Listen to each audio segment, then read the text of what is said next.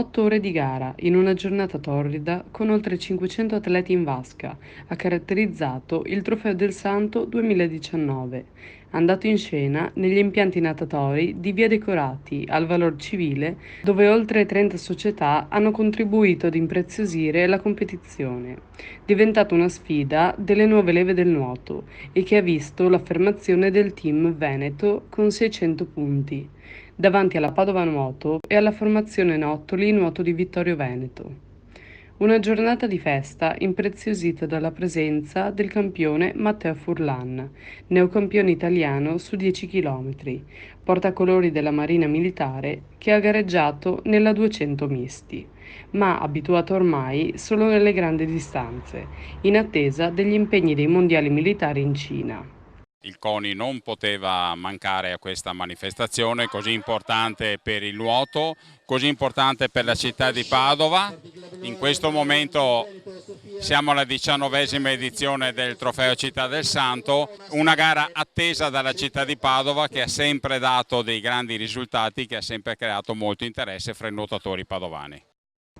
Per un'intera giornata gli oltre 500 atleti si sono dati battaglia per la 19ª edizione della rassegna natatoria, nella vasca esterna dei 50 metri sotto una calura mozzafiato, che ha richiamato il pubblico delle grandi occasioni per assistere a questa sfida, che rappresenta anche un punto di incontro per il nuoto veneto, ma non solo. A conferma quanto sia cresciuto il nuoto veneto che in questi anni ha sfornato tantissimi protagonisti ed olimpionici. Soddisfazione per il risultato l'ha confermato la presidente della Padova Nuoto, Daniela Bardelle. Tantissimi gli atleti protagonisti alla Kermesse natatoria padovana. Le gare di oggi sono andate come speravo, non puntavo a fare grandi risultati anche perché ultimamente mi sto allenando molto e sono sotto carico, di conseguenza non mi aspettavo risultati eccellenti.